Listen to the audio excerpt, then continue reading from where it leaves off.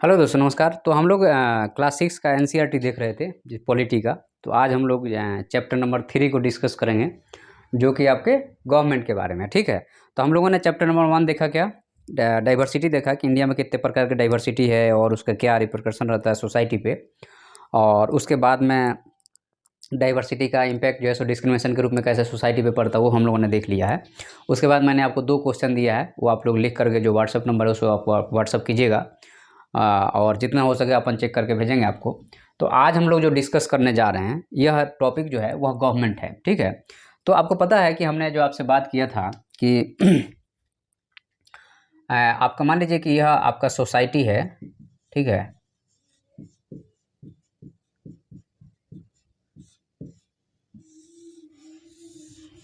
Society जिसको हम लोग समाज बोलते हैं। तो आपको एक चीज़ पता होना चाहिए यहाँ पे, और वह यह चीज़ है कि जो आपका समाज है तो समाज में 2 तरह के रूल चलते हैं। एक होता है रिलीजियस रूल,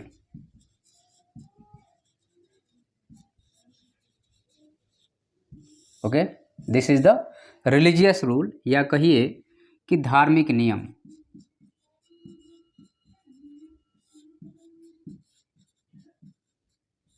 जो जिस कम्युनिटी का है उसके हिसाब से अपना वो धर्म का बात करता है, तो यह धार्मिक नियम हो गया। और दूसरा होता है आपका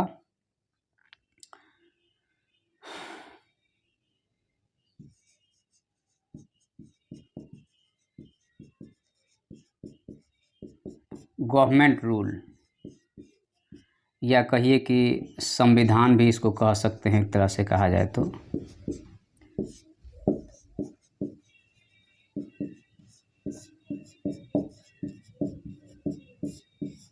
ठीक है, तो ये आपको जस्टिफाइड ज़्यादा नहीं रहता है और ये वाला ज़्यादा जस्टिफाइड रहता है। तो यहाँ पे जो आपका रूल है, तो सोसाइटी में ये 2 रूल चलता है। तो एक चीज़ और आपको जान लेना चाहिए कि मान लीजिए कि ये गवर्नमेंट ऑफ इंडिया है। ठीक है, तो गवर्नमेंट ऑफ इंडिया के आप जितना दूर जाएंगे, मतलब दिल्ली से आप जितना दूर जाएंगे, विलेज लेवल पे जाएंगे, तो वहाँ पे ये एक्सपीरियंस की चीज़ें हम बता रहे हैं कि कॉन्स्टिट्यूशन ऑफ इंडिया का इम्पैक्ट जो है सो घटते जाएगा, घटेगा। क्यों घटेगा? क्योंकि आपके पास में संसाधन नहीं है, रिसोर्सेस नहीं है, पुलिस उतना नहीं है, और साथ में जो है सो आपको जो रूल ऑफ लॉ को अप्लाई करने वाली जो एजेंसी है वह कम है। तो जैसे जैसे आप दूर जाएंगे तो कॉन्स्टिट्यूशन ऑफ इंडिया का इम्पैक्ट जो है सो घटते जाएगा और आपको रिलीजियस रूल का इम्पैक्ट बढ़ते जाएगा।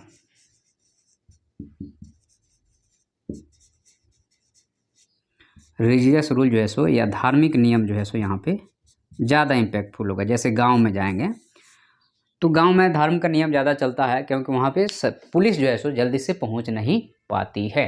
ओके, आगे बढ़ते हैं हम लोग। तो यहाँ पे हम लोग को जो पढ़ना है वह पढ़ना है आपका सरकार के बारे में। ठीक है, व्हाट इज़ द गवर्नमेंट। तो चलिए हम लोग इसको शुरुआत करते हैं। ये हमने आपको एक नॉर्मल चीज़ें बताई जो ऐसा होता है, रियलिटी है, फैक्चुअल है ये चीज़ें। ठीक है, अब यहाँ पे एक दिक्कत ये है कि कोई इसको डिनाई भी कर सकता है, इसे इस बेस पे डिनाई कर सकता है कि हमारे यहाँ तो है। तो आपके यहाँ व्यवस्था, पुलिस व्यवस्था है तो वो चीज़ें अप्लाई हो रही है, क्योंकि रूल ऑफ लॉ अप्लाई करने के लिए जाहिर सी बात है पब्लिक अवेयरनेस, एजुकेशन और पुलिस की व्यवस्थाएं होनी चाहिए, अदरवाइज वो चीज़ें अप्लाई नहीं होगी। और विलेज लेवल पे ये चीज़ें कम है, इसलिए ऐसा है। तो हम लोग सबसे पहले देखेंगे कि गवर्नमेंट क्या होती है।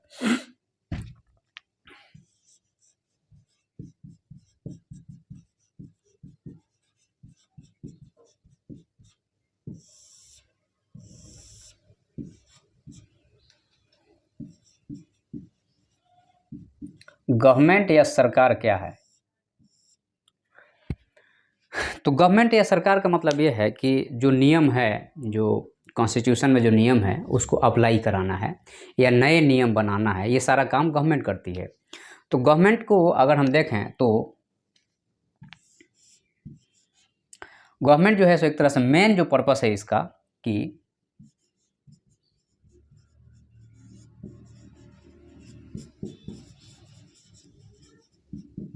Apply the rules in society.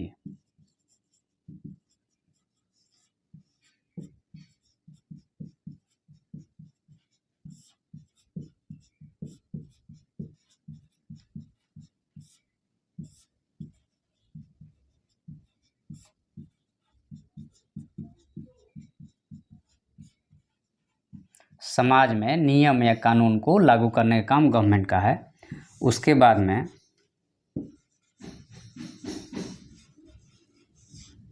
Making the rules,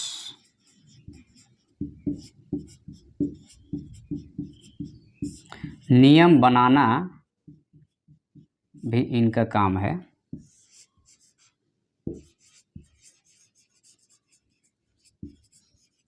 welfare of people,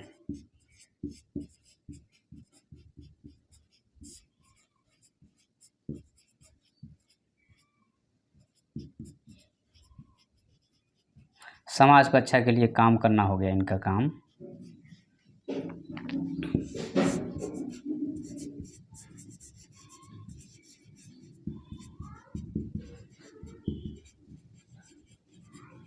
stop discrimination,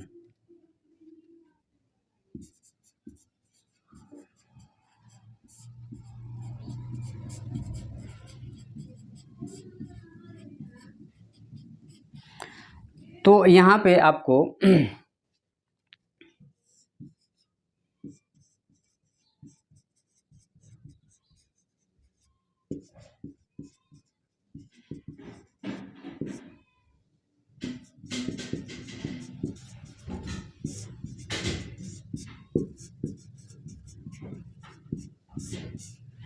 तो यहाँ पे देखिए गवर्नमेंट का काम क्या है कि रूल्स को अप्लाई करना, रूल्स को बनाना, वेलफेयर के लिए काम करना, डिस्क्रिमिनेशन भेदभाव को ख़त्म करना और अपने जो सिटीजन है, जो अपने लोग हैं, उनकी रक्षा करना। ये गवर्नमेंट का क्या है, मेन वर्क है। ठीक है, तो ये बेसिक चीज़ें हैं जो होना चाहिए किसी भी गवर्नमेंट में, चाहे वो राजतंत्र हो या लोकतंत्र हो, उसका मेन मोटो यही होना चाहिए अकॉर्डिंग टू द पॉलिटी या पॉलिटिकल थॉट के हिसाब से। This is the basic requirement of the government. अब यहाँ पे हम लोग थोड़ा सा देखेंगे कि लेवल्स ऑफ द गवर्नमेंट कितने प्रकार की होती है।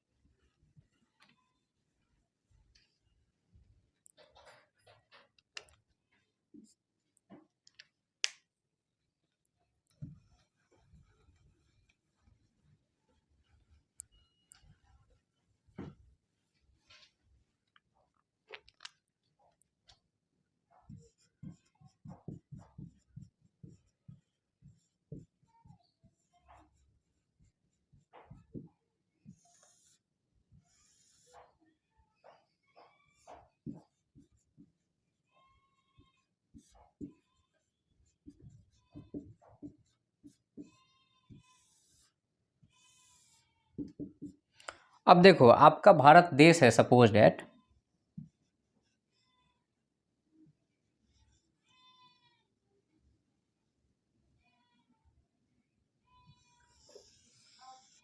ये भारत देश है। तो भारत देश में लेवल्स ऑफ द गवर्नमेंट के पहले हमें भारत देश को समझना पड़ेगा कि इसके डिवीज़न कैसे है। तो यहाँ पे सबसे पहले है सेंटर, जिसको हम लोग केंद्र बोलते हैं। उसके बाद नेक्स्ट लेवल पे जो है वह है स्टेट। सेंटर जो है सो डिवाइड हुआ है स्टेट्स में, मतलब राज्य में स्टेट का डिवीज़न हुआ है। ठीक है, स्टेट के बाद में जो है सो आपका डिस्ट्रिक्ट है, और डिस्ट्रिक्ट के बाद में ब्लॉक है, और ब्लॉक के बाद में विलेज है।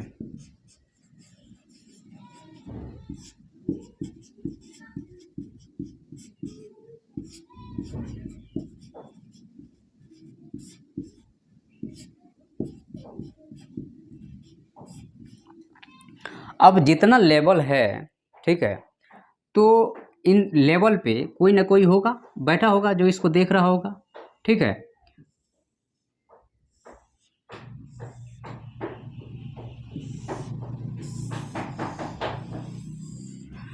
तो इस लेवल पे जो बैठा है, ठीक है, तो हम लोग इस लेवल पे सबसे पहला जो होगा, यहाँ पे सबसे टॉप पे जो बैठा होगा, उसको सेंटर में जो बैठा होगा उसको सेंट्रल गवर्नमेंट कहते हैं।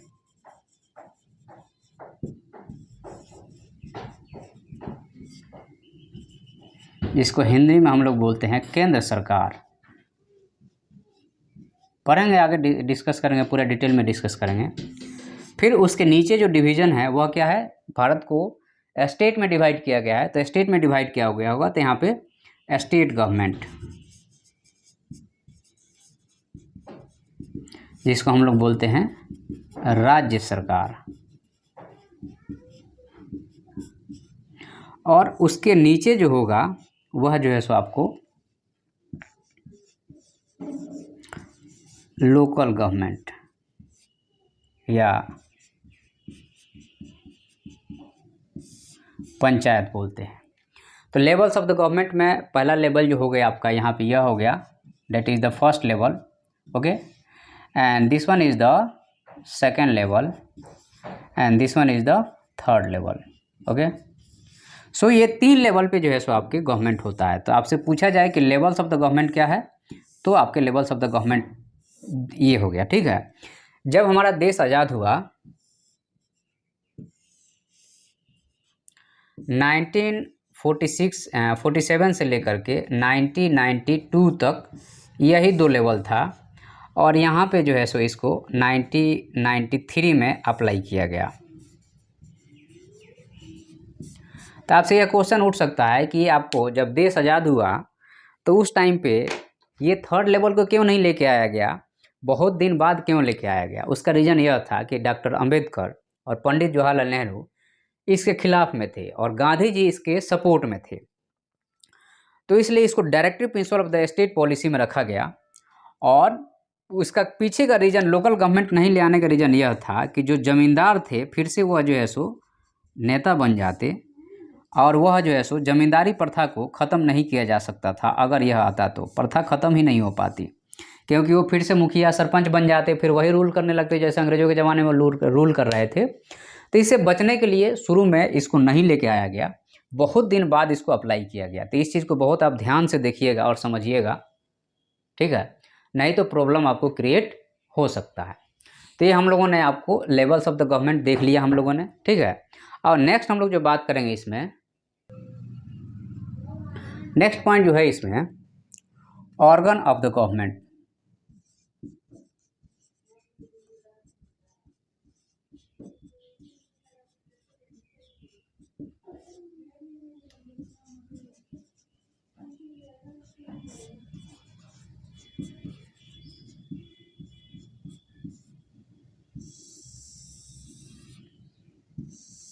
सरकार के अंग कौन कौन से हैं इसके बारे में आपसे बात किया गया है। तो जो ऑर्गन ऑफ द गवर्नमेंट है,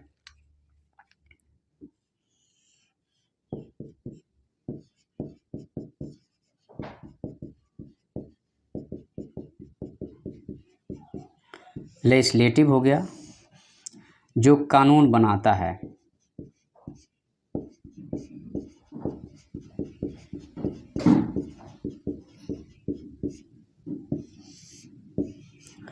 और दूसरा हो गया यहाँ पे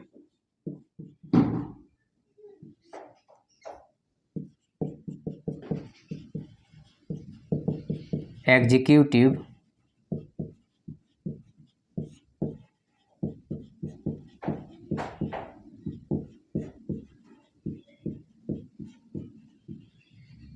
जो कानून को लागू करता है, ठीक है। अब इसमें 2 टाइप का होता है, एक परमानेंट होता है, जैसे IAS हो गया, IPS हो गया, IFS हो गया, और बाकी जो गवर्नमेंट कर्मचारी हैं। और एक होता है टेम्पररी, मतलब कि कम से कम 5 साल के लिए, ठीक है। तो ये टेम्पररी हो गया। तो ये लेजिस्लेटिव, चूँकि गवर्नमेंट में जो चुनाव होता है, तो ये अलग अलग प्रथाएं हैं जिसको हम लोग बाद में बात करेंगे, क्योंकि अभी डिटेलिंग में जाएंगे तो काफ़ी टाइम लग जाएगा और रिक्वायरमेंट भी नहीं है। अपन धीरे धीरे चीज़ों को स्टेप बाय स्टेप लेके चलेंगे।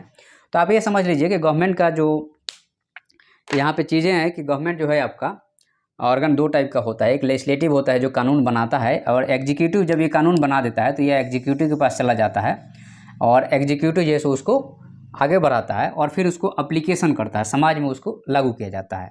तो ये ऑर्गन्स ऑफ द गवर्नमेंट हो गए। और यहाँ पे एक सिस्टम और आता है, ठीक है, जिसको कोर्ट्स कहा जाता है, ठीक है, या अदालत हिंदी में कहा जाता है।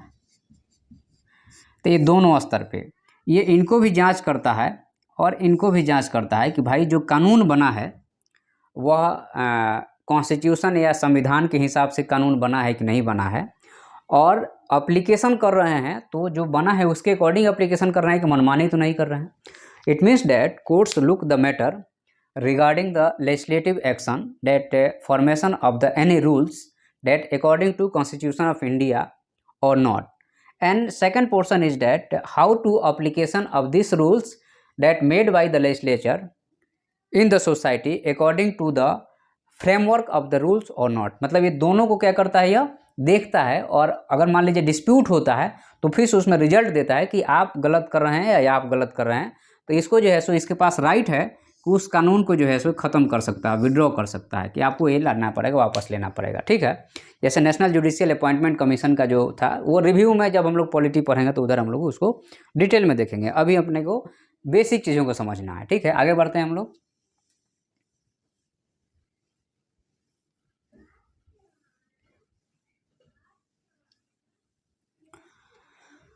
अब यहाँ पे एक और चीज़ है यहाँ पे कि टाइप्स ऑफ द गवर्नमेंट के बारे में बात कर रहा है यहाँ पे।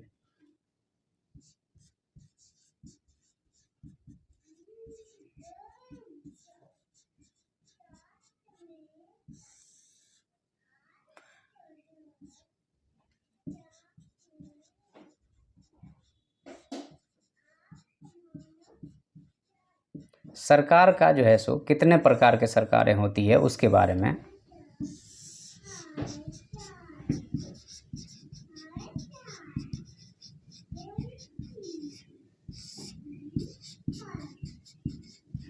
एक होता है मोनार्की जिसको हम लोग बोलते हैं राजतंत्र, और दूसरा जो होता है वह होता है आपका डेमोक्रेटिक।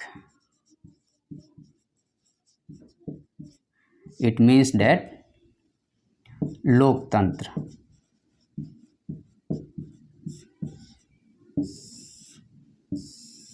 ठीक है, तो जो मोनार्की है इसमें जो है सो आपका एक तरह से कहा जाए तो हेरिडेटरी रहता है, मतलब कि जो है सो ऐसा कहा, जन्मजात कह लीजिए कि राजा के बाद राजा का बेटा ही राजा बनेगा, और यहाँ पे जो है सो चुनाव होगा, यहाँ पे इलेक्शन होता है कि नेक्स्ट हमारा पीएम कौन होगा। ठीक है, तो ये ज़्यादा सही है और यह ज़्यादा गलत है। यहाँ पे तानाशाही ज़्यादा रहती है, डिक्टेटरशिप।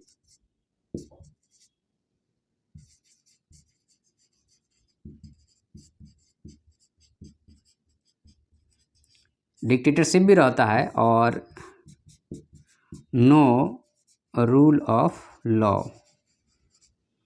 मतलब कि कानून का राज नहीं रहता है।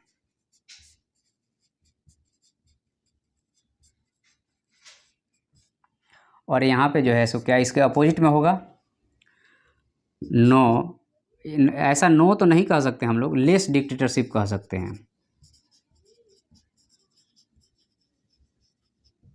ठीक है,